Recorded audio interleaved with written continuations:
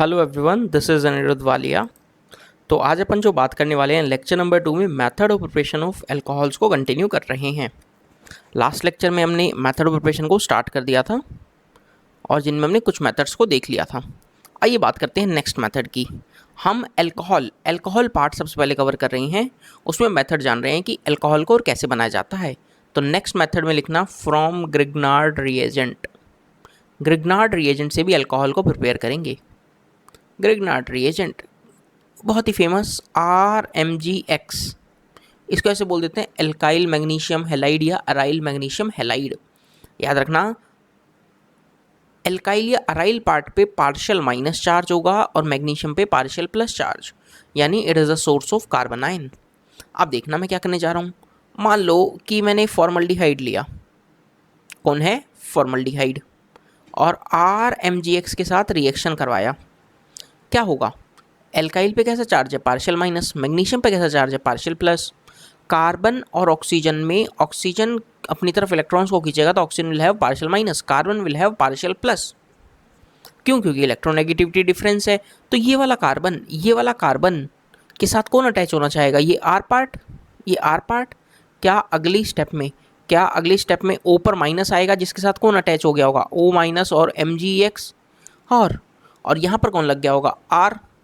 और यहाँ पर क्या लगा होगा? H। दिखा अपनों को ये वाला चीज़। नेक्स्ट आगे बात करने जा रहा हूँ इसमें। अब मेरे को तो क्या करना है, हमें तो अल्कोहल बनाना है, तो आप क्या करें? वाटर डाल दें। सिंपली वाटर डालने से होगा क्या? O माइनस और MgX वाला बॉन्ड टूटेगा और वहाँ कौन आ जाएगा? वहाँ सिंपली H आ जाएगा। यानी अपन लोगों ने अल्कोहल प्रिपेयर कर लिया। क्या मैं इसको ऐसा लिख सकता हूँ? सर ये और कुछ नहीं, RCH2OH है। यानी कौन से डिग्री का अल्कोहल बनाया? 1 डिग्री अल्कोहल बनाया। ग्रिग्नार्ड रिएजेंट से फॉर्मल्डिहाइड को जब ट्रीट करवाया तो हम लोगों ने क्या बनाया? 1 डिग्री अल्कोहल। अभी देखना, बहुत इंपॉर्टेंट चीज़ है, आप याद भी रखेंगे। अब मैं एल्डिहाइड को चेंज कर रहा हूँ। वापस वही रिएक्शन, RMgX के साथ रिएक्शन करवाई। ऑक्सीजन पे क्या आएगा? Partial minus. कार्बन पे partial plus, partial minus, partial plus. क्या अगला नज़ारा कुछ ऐसा होगा? OMgX, यहाँ लग गया R, ये रहा H। वाटर डाला। क्या हमने कुछ ऐसा कंपाउंड बनाया? अब ये कौन से डिग्री का अल्कोहल बना है? सर OH जिस कार्बन से अटैच है वो 2 कार्बन से अटैच है, it is 2 degree alcohol. Okay, यदि हम यहाँ कीटोन लेते तो नज़ारा क्या होता? दोनों साइड R लगा दिया मैंने। इसको थोड़ा सा सुंदर सा दिखाता हूँ, और हालांकि आपको दिख भी गया होगा, उम्मीद कर रहा हूँ मैं क्या करने वाला हूँ। R या R' वो तो अलग हो सकता है कुछ भी। बेसिक थीम समझिए आप, basic theme. Partial minus, partial plus, partial minus, partial plus. क्या हम लोगों ने यहाँ पर ऐसा किया? ओ पर माइनस तो OMgX, यहाँ R, वाटर डाल दिया, R और OH। सर ये तो 3 डिग्री अल्कोहल बन गया। ठीक है, ये आसान है। दिमाग में क्या रखना है कि खाली फॉर्मल्डिहाइड, एल्डिहाइड में सिर्फ फॉर्मल्डिहाइड 1 डिग्री अल्कोहल देता है, और बाकी सारे एल्डिहाइड 2 डिग्री अल्कोहल देते हैं, और सारे के सारे कीटोन कौन से डिग्री का अल्कोहल देते हैं? 3 डिग्री। सवाल पूछूंगा, अभी रुक जाओ, पहले इस पॉइंट को लिखो नोट करके, इसी के नीचे नोट करके। ओनली फॉर्मल्डिहाइड या अमंग एल्डिहाइड, ऐसे लिखना, among aldehyde only formaldehyde gives 1 degree alcohol with Grignard. Among aldehyde only formaldehyde, aldehydes में खाली फॉर्मल्डिहाइड जो है gives 1 degree alcohol with Grignard reagent. Rest, आगे लिखना रेस्ट ऑल एल्डिहाइड, सारे के सारे, rest all aldehyde gives 2 degree alcohol with Grignard reagent and ketones, सारे ketone, all ketones gives 3 degree alcohol with Grignard reagent। काम कैसे आएगा मैं आपको बताता हूँ। जैसे एक छोटा सा सवाल पूछा, जैसे मैंने एक बहुत ही छोटा सा सवाल पूछा, मान लो ये कंपाउंड था साइक्लोहेक्सेनोन, रिएक्शन करवा दी, पहली स्टेप में डाला CH3MgCl मिथाइल मैग्नीशियम क्लोराइड डाला, सेकंड में वाटर डाल दिया, बनने वाला अल्कोहल कौन सी डिग्री का होगा आप खुले में बोल देंगे, कोई डरने की जरूरत नहीं। ये कीटोन है, कीटोन से कौन मिलेगा 3 डिग्री अल्कोहल। आप ऐसा सोचें, कार्बन ऑक्सीजन का बॉन्ड पोलराइज हुआ होगा, यहाँ पर CH3 पे माइनस आया होगा, वो माइनस किस पे अटैक करेगा, इसके कार्बन पे, यानी यहाँ क्या लग गया होगा CH3, ऊपर क्या आया होगा माइनस और MgCl, तो वाटर डाला तो OH बन गया। देखो क्या बनने वाला अल्कोहल 3 डिग्री अल्कोहल बन गया। दुनिया जहान के कोई भी सवाल आप चुटकियों में कर लेंगे। क्लियर। जैसे और एक दो एग्जाम्पल करते हैं हम। यहाँ पे देखो मैंने कुछ ऐसा क्या दे दिया, एक एल्डिहाइड दे दिया। आप मुझे बता देना, यदि मैं पहली स्टेप में CH3MgBr डाल रहा हूँ, methyl magnesium bromide, second step में water, degree of alcohol comment कर देना, what would be the degree of alcohol. तुरंत खुले में आंसर आ जाएगा भैया, कोई दिक्कत ही नहीं है। तो प्लीज़ रिमेंबर ग्रिग्नार्ड रिएजेंट बहुत इंपॉर्टेंट है यार, बहुत ज़्यादा इंपॉर्टेंट। क्लियर। अब आगे चल रहे हैं, next method from amines. Amine से कैसे बनाएंगे इसको देखो, और यहाँ पर अमाइंस में भी हम स्पेशली जो यूज़ करते हैं ना 1 डिग्री अमाइन से यूज़ करते हैं। कौन से वाला 1 डिग्री अमाइंस, ठीक है। रिएक्शन कैसे होती है, RNH2 जब रिएक्शन करता है नाइट्रस एसिड के साथ, किसके साथ, नाइट्रस एसिड, हम लिख देते हैं HNO2 लिख देते हैं, HNO2, या आपको क्या लिखा रह सकता है NaNO2 प्लस HCl, ये भी रिएजेंट लिखा रह सकता है, क्योंकि इन दोनों के रिएक्शन करने पर HNO2 ही बनता है। This is nothing but nitrous acid. RNH2 amine जब नाइट्रस एसिड के साथ रिएक्शन करता है तो बनने वाला मेजर प्रोडक्ट है ROH plus N2 plus water बाहर। मतलब आपने CH3 CH2 NH2 लिया और HNO2 डाल दिया, तो बनने वाला प्रोडक्ट क्या होगा, ethanol, CH3 CH2OH plus N2 gas बाहर प्लस वाटर।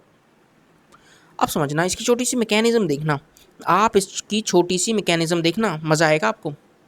यहाँ पर मैकेनिज्म दिखाता हूँ आपको। जब भी याद रखना, जैसे मैं इसका मैकेनिज्म देखता हूँ, Cr CH3 CH2 NH2, जब भी आप इस कंपाउंड में HNO2 डालते हैं तो डाइएजोटाइजेशन रिएक्शन होती है, अमाइंस में आएगा हालांकि आगे इसका पूरा, बट अभी एक बार देख लेते हैं। ये कन्वर्ट हो जाता है डाइजोनियम सॉल्ट में, ये वाला स्टेप भी आएगा बट अभी अपन लोगों ने आज देख लिया तो मज़ा आ जाएगा। HNO2 डाला तो डाइजोनियम सॉल्ट बनते हैं।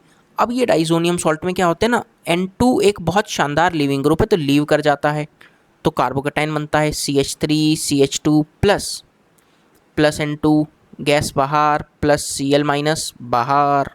अब आपके पास क्या बन गया है, क्या आपके पास कार्बोकेटाइन बन गया है, ठीक है सर। अब ऐसा समझना, मेरे साथ फील करना कि आपके पास सॉल्यूशन में क्या क्या पड़ा हुआ है। क्या आपके पास सॉल्यूशन में जितनी भी चीज़ें हैं वो सब पॉसिबिलिटी प्रोडक्ट बनाएंगे, कैसे सीखना। आपके पास कार्बोकेटाइन था CH3 CH2 प्लस, अब आप इसके अंदर वो एक्वस मीडियम से OH माइनस डाल देंगे तो क्या अल्कोहल बन जाएगा, CH3 CH2OH। सर एक अनायन, एक या न्यूक्लियोफाइल ये भी पड़ा है देखो, Cl माइनस, ये भी तो अटैक कर सकता है। Cl माइनस ने अटैक कर लिया तो कार्बन क्लोरीन हेलाइड बन सकता है। किसी का मन करे कि सर HNO2 जो है ना, HNO2 उसमें से यदि H चला जाए तो ONO माइनस भी तो अटैक कर सकता है। बिल्कुल सही बात है, ये भी अटैक कर सकता है। किसी का मन किया कि सर H माइनस का रिमूवल हो जाए, बगल वाले कार्बन से H माइनस का रिमूवल हो जाए तो एल्कीन भी बन सकता है। सारे पॉसिबल प्रोडक्ट हैं बट मेजर खाली कौन है, alcohol. Please remember alcohol is the major product when primary amine के साथ ट्रीट करवा रहे हैं तो कार्बोकेटाइन इंटरमीडिएट है। प्लीज रिमेंबर इसमें नीचे लिख लेना कि कार्बोकेटाइन यहाँ पे नोट करके आगे एक पॉइंट लिख लेना, carbocation is the intermediate. Sir क्यों लिखवा रहे हैं, काम आएगा अगले ही एग्जाम्पल में। एग्जाम्पल देखो, यहीं कर लेते, यहाँ कर लेते हैं एक एग्जाम्पल, छोटू सा बस पूछूंगा मैं, तो ज़्यादा बड़ा नहीं पूछूंगा। NH2 डाला, बनने वाला प्राइमरी अमीन्स के साथ अब बनने वाला मेजर प्रोडक्ट क्या बताएंगे, एल्कोहल। प्लीज़ रिमेंबर, वही डाला, HNO2 डाला, प्रोडक्ट बताओ। क्या आप लोगों की निगाहें ये प्रोडक्ट बना रही हैं? गलत, गलत। कैसे सर? अरे भूल गए यार, तुम भूल जाते हो एक ही मिनट में। क्या ऐसा कोई कंपाउंड बना होगा N2 + Cl-, यहाँ से N2 लीव किया होगा? क्या बनने वाला कार्बोकेटाइन ये बना होगा? हाँ सर सही बोल रहे हो, हम कार्बोकेटाइन बनाकर उसको रीअरेंज करवाना ही भूल गए, हाइड्राइड शिफ्ट होगा, कार्बोकेटाइन ये बनेगा और कार्बोकेटाइन ये बनेगा, तो यहाँ पर OH आएगा, यानी 2 डिग्री का अल्कोहल बनेगा। क्या आप 2 डिग्री का अल्कोहल बना पाए हैं? 2 degree alcohol is the major product, not 1 degree का, क्योंकि कार्बोकेटाइन बना है, रीअरेंज करेगा। Please remember now. एक बहुत ही इंपॉर्टेंट चीज़ है, इसके अंदर सारे याद रखना, प्राइमरी अमीन्स में सारे HNO2 के साथ ये 1 डिग्री अमाइन है, सारे के सारे अल्कोहल देते हैं एक्सेप्ट मैं दूसरे कलर से लिखता हूँ, रेड से लिख देते हैं क्योंकि जी अलग बात है ये।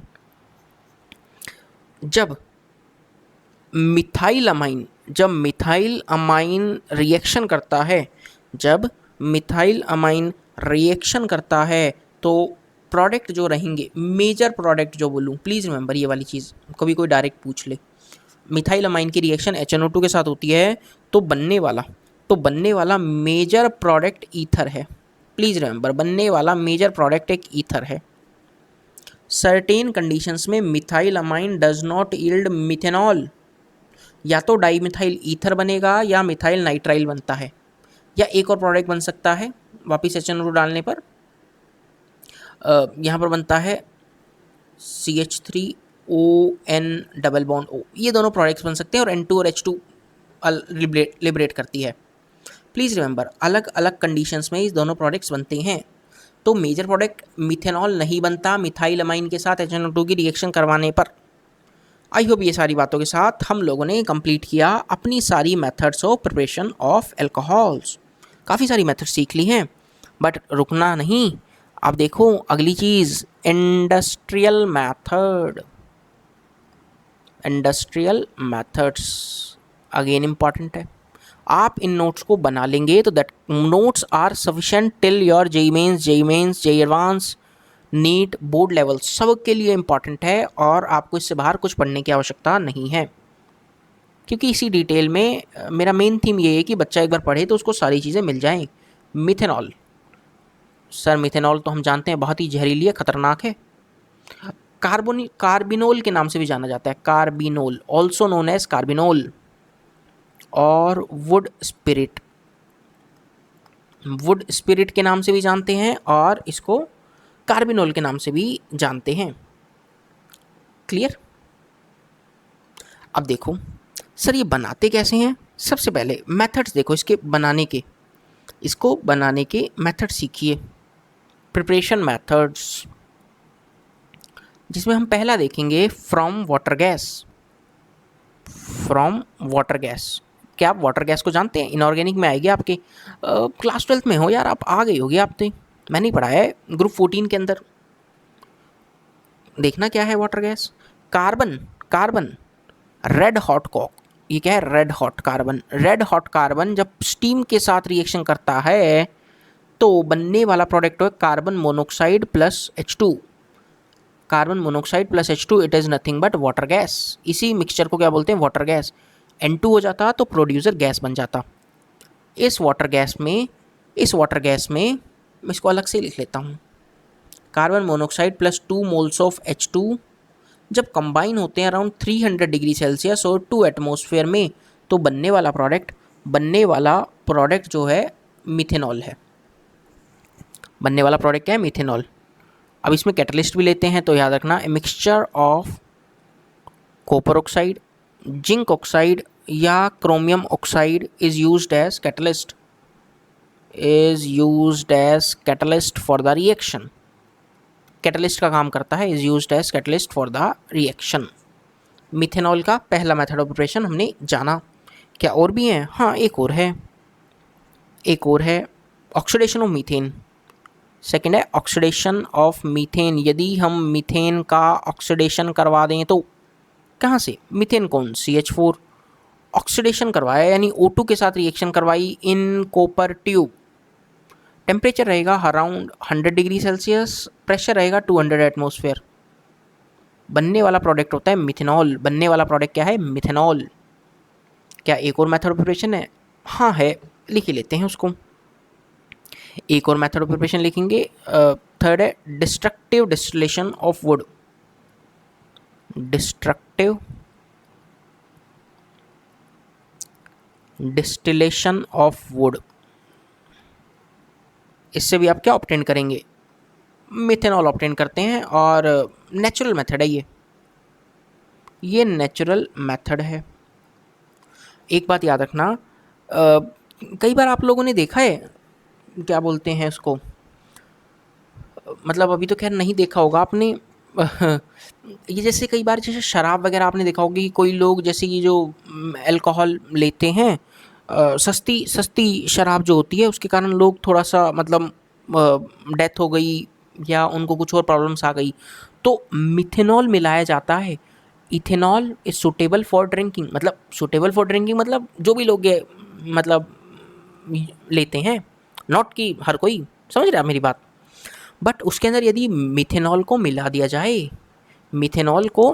जाए तो बहुत ही खतरनाक साबित होती है, जान भी चली जाती है, पॉइजनस बन जाती है। ये मिथेनॉल है दोस्त, है ना। तो इन सब चीज़ों से दूर ही रहें तो सबसे बढ़िया। जान है तो जहान है। नाउ इथेनॉल के बारे में थोड़ी सी बातें करते हैं। इथेनॉल ये जनरली इसके मेथड्स ऑफ प्रिपरेशन भी देखेंगे, कैसे प्रिपेयर किया जाता है। हालांकि आपको पता हो पर मैं थोड़ा सा बता देता हूँ। हालांकि ये फर्मेंटेशन से प्रोड्यूस की जाती है, जैसे बियर वगैरह जो होती है ना, बियर वगैरह, तो ये फर्मेंटेशन प्रोसेस से की जाती है। तो इसमें मेथड ऑफ प्रिपरेशन देखना। प्रिपरेशन में सबसे पहले हम fermentation of molasses, MOLASSES, C12H22O11 carbohydrate है। C12H22O11 आपने इन्वर्टेज एंजाइम लाया, हालांकि ये सब चीज़ें ना उसमें वो भी आएंगी बायोमोलिक्यूल्स में आपके आगे।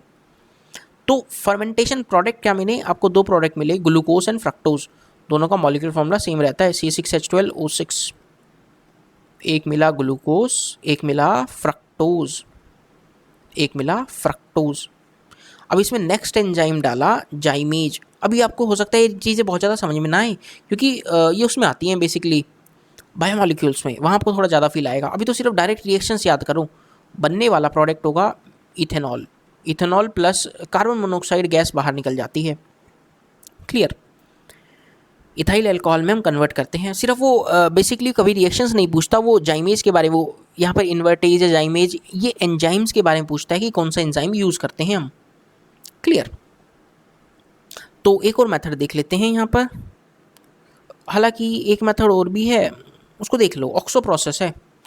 बट इसका क्या है ना, इससे खाली अपन 1 डिग्री अल्कोहल से हम जनरली ऑब्टेन कर पाते हैं।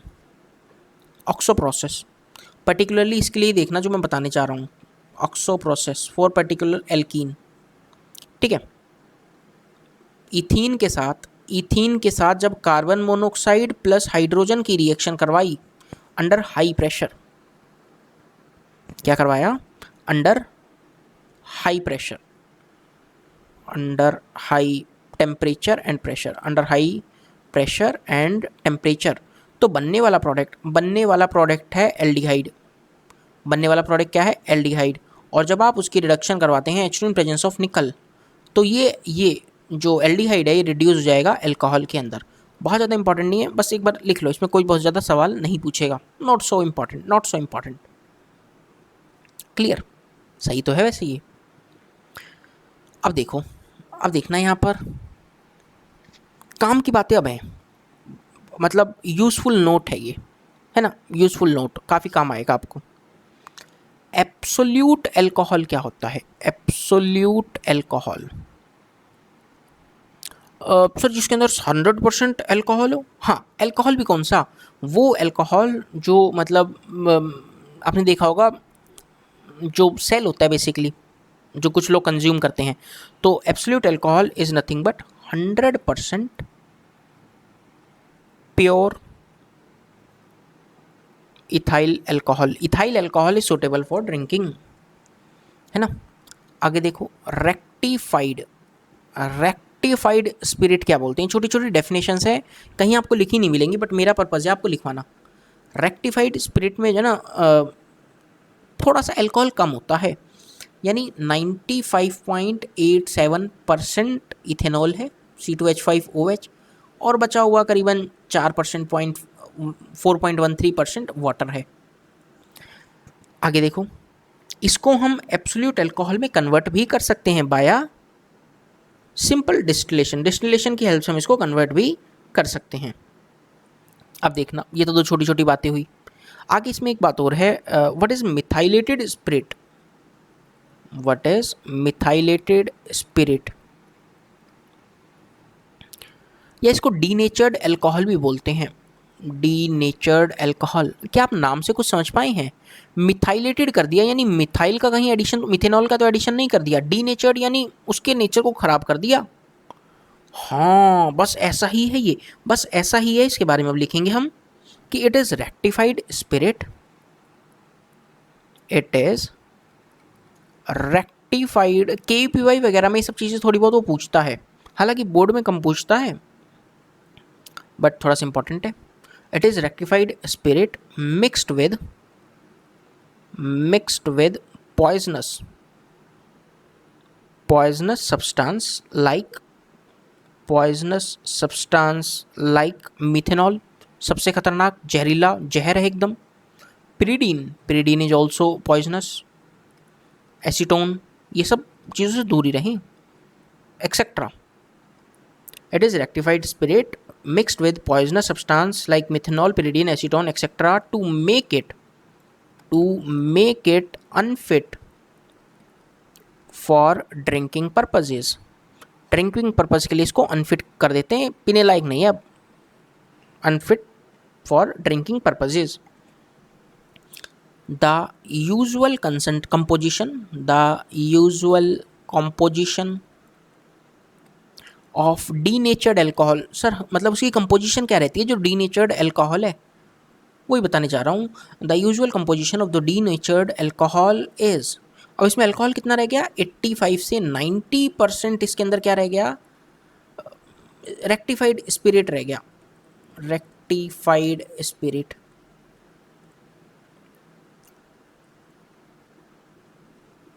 और बचा हुआ 10 से % क्या है? वो जहर। 10 से 15% मिथेनॉल, जो पॉइजनस चीज़ें डाली हैं, वो पॉइजनस मिथेनॉल हो सकता है, पिरिडीन एक्सेट्रा, एसीटोन, ये सब हो सकते हैं, ठीक है। इसमें एक चीज़ लास्ट है बस, पावर अल्कोहल। पावर अल्कोहल क्या है? ये सब डेफिनेशंस आपको कभी कहीं मिलेंगी नहीं, एक जगह, इसलिए मैं लिखवा दे रहा हूँ। इसलिए आप नोट्स को बहुत खूबसूरती से बनाएं। नोट्स की खूबसूरती ये बताती है कि आप कितना ईमानदार हैं अपने काम को करने में। आगे देखना, alcohol used for generation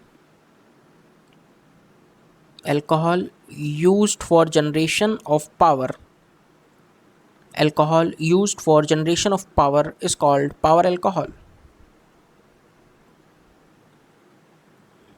Is called power alcohol. It is a mixture of petrol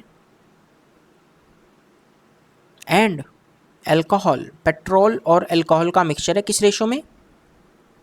in the ratio of 4:1 in presence of benzene और ईथर और बेंजीन की प्रेजेंस में जो रेशियो है 4:1 का, किस किस का? Petrol and alcohol. इसमें पेट्रोल ज़्यादा है, अल्कोहल कम है। इसी मिक्सचर को क्या बोल दिए हैं? Power alcohol. किस लिए काम किया जाता है? पावर जनरेट करना है अल्कोहल से, या alcohol used for the generation of power is called power alcohol. ये छोटी छोटी डेफिनेशंस हैं बट काम की हैं, इंपॉर्टेंट हैं, अक्सर सवाल आते हैं। Clear? Wow, what a beautiful quote. It is going to be hard but it is going to be worth it. बहुत ही शानदार, बहुत ही शानदार। दोस्तों, आप अपने काम में लगे रहना, बहुत मज़ा आएगा। मैं आपको बता रहा हूँ, रिज़ल्ट आपको आनंदमय होगा।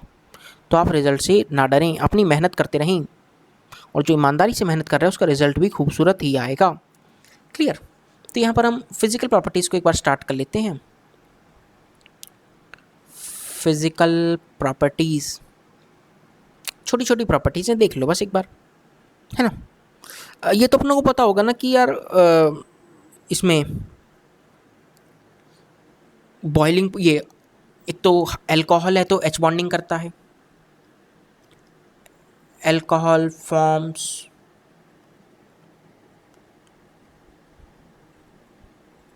H bonding with water, forms H bonding with water, है ना।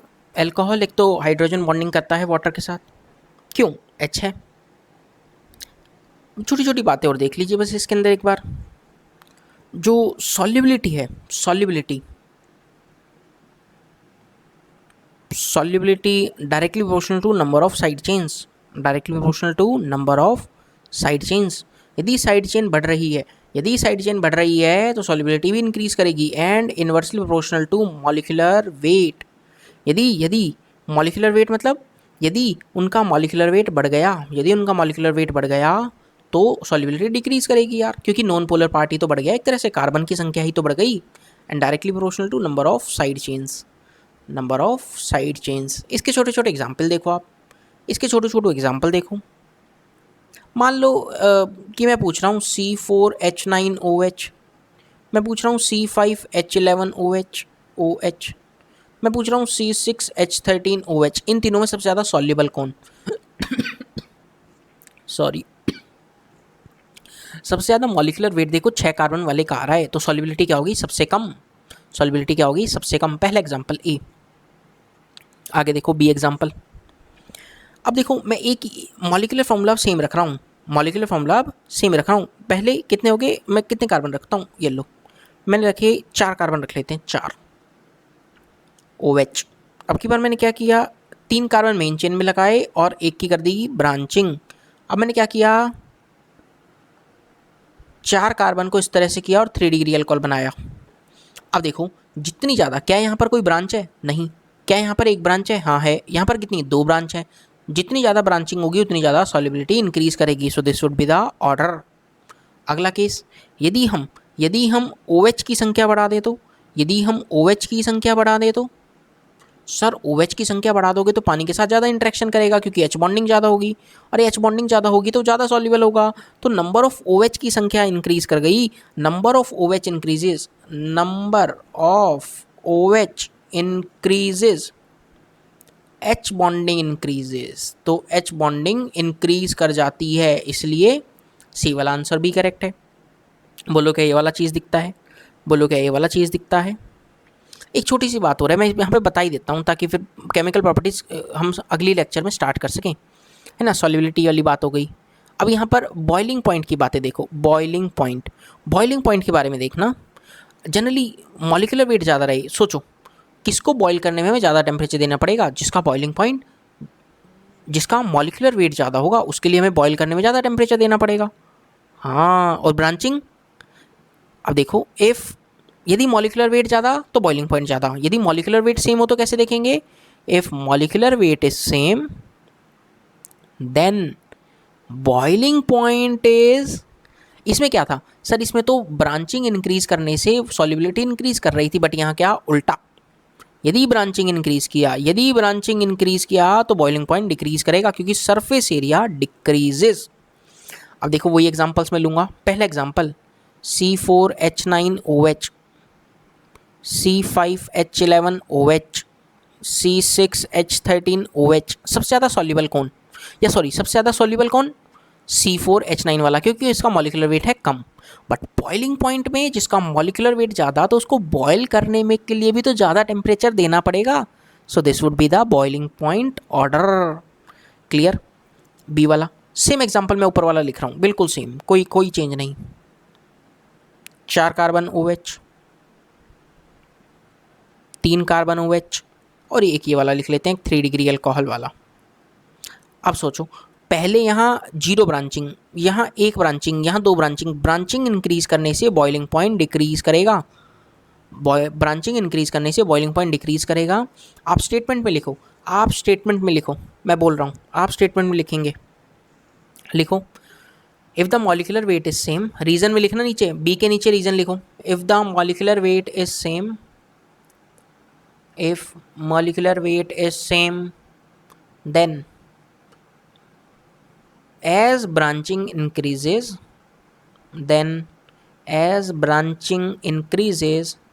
surface area decreases. As branching increases, surface area decreases. So boiling point decreases. Boiling point decreases. कभी कोई पूछ ले, इसलिए अपने को ये वाला चीज़ पता होना चाहिए। और एक और सी एग्जाम्पल है वो लिख लेते हैं, ये ऊपर वाला बिल्कुल सेम। सी वाला एग्जाम्पल देखो, सी वाला एग्जाम्पल। अब यहाँ पर सोच के बताना बॉइलिंग पॉइंट किसका ज़्यादा होगा। अब मैं वापस OH की संख्या इंक्रीज़ कर रहा हूँ, OH की संख्या इंक्रीज़ कर रहा हूँ, तो क्या हो रहा है sir number of OH increases तो H बॉन्डिंग इंक्रीजेज ना, सेम रीज़न। हाँ, तो बॉइलिंग पॉइंट इसका है ज़्यादा। एक OH यहाँ पे भी लगा लो। सर हम ऐसा भी तो बोल सकते हैं क्योंकि इनका मॉलिक्यूलर वेट बढ़ गया, हम ऐसा भी तो बोल सकते हैं क्योंकि इनका मॉलिक्यूलर वेट भी बढ़ गया, बोल सकते हैं। बट जो एक्चुअल रीज़न है वो क्या है, number of OH group increases, so H bonding increases, क्योंकि H बॉन्डिंग उतनी ही शानदार हो रही है, सो H bonding increases. This is the technically correct answer, है ना। तो यहाँ पर एक दो छोटे छोटे सवाल लिख लो, कर ही लेते हैं यार, कर ही लेते हैं यार, अब लगे हाथ, अब इसको छोड़ेंगे नहीं, है ना, फिर मज़ा नहीं आती। एक स्क्रीन और लेके अपन, ताकि काम कंप्लीट हो ये वाला। क्वेश्चन लिखो, क्वेश्चन कैसा आता है। बॉइलिंग पॉइंट 1 नंबर में आ जाएगा, बोर्ड लेवल पे आएगा। तो boiling point of alcohol is more than corresponding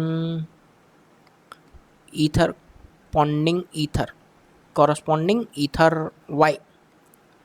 alcohols का बॉइलिंग पॉइंट ज़्यादा रहेगा ईथर से, रीज़न। अरे भैया, जब भी ऐसा कोई रीज़न पूछे ना, तो आप क्या लिखेंगे, H bonding in alcohol. Solution में क्या लिखेंगे कि एल्कोहल में H बॉन्डिंग होती है। अरे किसी को H बॉन्डिंग ना पता तो बता देता हूँ, देखो ये एल्कोहल है ना, ये एल्कोहल है ना, ROH। हाँ सर, तो ये H क्या कर रहा है, ये H क्या कर रहा है, दूसरे मॉलिक्यूल ऑफ एल्कोहल के साथ, दूसरे मॉलिक्यूल ऑफ एल्कोहल के साथ H बॉन्डिंग करके बैठा है। यहाँ पर O आ जाएगा, H R, और ये ऐसे चेन कंटिन्यू रहेगी। तो H बॉन्डिंग इन एल्कोहल, और जबकि ईथर में ऐसी H बॉन्डिंग नहीं होती। क्यों? क्योंकि H बॉन्डिंग होने के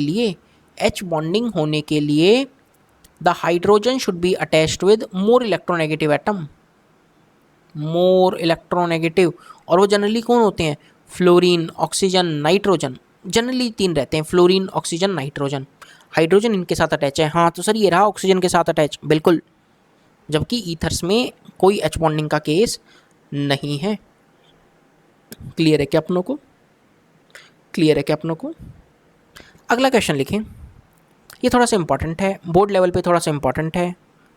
क्या है, boiling point of alcohol, boiling point of alcohol is less than corresponding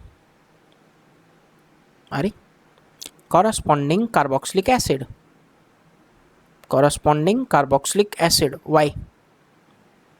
अब एल्कोहल्स का बॉइलिंग पॉइंट ईथर से तो ज़्यादा था, बट कार्बोक्सिलिक एसिड से कम क्यों है।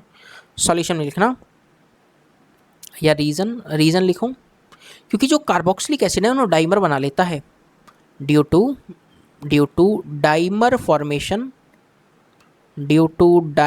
Formation of carboxylic acid. क्या हुआ इसका मतलब, अरे ऐसा सोचो, आप ऐसा सोचो बिल्कुल नॉर्मल। एल्कोहल कौन, ROH। कार्बोक्सिलिक एसिड कौन? RC double bond OH। किसका मॉलिक्यूलर वेट ज़्यादा है? सर मॉलिक्यूलर वेट ज़्यादा तो बॉइलिंग पॉइंट भी है ज़्यादा। सर जाहिर सी बात है, सर जाहिर सी बात है। अरे कहाँ गया अपना पेज? पेज ही गायब हो गया यार इसके अंदर, खतरनाक काम है। कोई नहीं, हम इधर लिख देते हैं वापस ROH and RC double bond OH। Sir weight है एसिड्स का ज़्यादा तो बॉइलिंग पॉइंट भी है ज़्यादा, बट एक्चुअल रीज़न क्या है? रीज़न में आप इधर लिखना दोबारे, रीज़न में क्या लिखेंगे? Due to dimer formation in carboxylic acid, due to dimer formation in carboxylic acid. मतलब कार्बोक्सिलिक एसिड के एक डाइमर बना लेता है। देखो क्या ये कार्बोक्सिलिक एसिड है? अब मान लो मिलता जुलता इसी का एक भाई और आ जाए, इसी का एक भाई और आ जाए, ये रहा दूसरा कार्बोक्सिलिक एसिड, तो इन दोनों में क्या हो जाएगा? H बॉन्डिंग होने लग जाएगी। देखो O और H के बीच, O और H के बीच H बॉन्डिंग होने लग जाती हैं। ये क्या है? H bonding. H bonding, H bonding होने से ये डाइमर की फॉर्म में एग्जिस्ट करता है, जिसके कारण इसका बॉइलिंग पॉइंट इंक्रीज कर जाता है। क्या अपनों को रीज़न पता लगा? क्या अपनों को रीज़न पता लगा? क्योंकि कार्बोक्सिलिक एसिड डाइमर बना लेता है, जिसके कारण इसका ओवरऑल वेट बढ़ जाता है। ओवरऑल वेट बढ़ जाता है तो हम इसका क्या बोलेंगे कि बॉइलिंग पॉइंट क्या है? इसका ज़्यादा है। क्या दोस्तों अपन ये वाली बातें तो सीख पाए हैं ना? छोटी छोटी बातें थी, सारी मेथड ऑफ प्रिपरेशन मैंने आपको बताया, प्लस प्लस मैंने आपको यहाँ पर उनकी सारी प्रॉपर्टीज़, जो फिजिकल प्रॉपर्टीज़ है मेनली, उनको भी मैंने कवर कर दिया। क्या अपनों को ये सारी बातें क्लियर हो गई हैं? तो उम्मीद कर रहा हूँ कि ये सारी बातें अपनों को क्लियर हो गई होंगी। और अगली वीडियो में यानी पार्ट 3 में हम जो स्टार्ट कर रहे हैं वो क्या है? अपना केमिकल प्रॉपर्टीज़ ऑफ एल्कोहल। तो पार्ट 3 में अपन जो बात करने वाले हैं वो है chemical properties of alcohol. Till then stay safe, bye bye. Video पसंद आई हो तो please like the videos and share the channel with your friends. मिलते हैं अपन नेक्स्ट वीडियो में। Bye bye.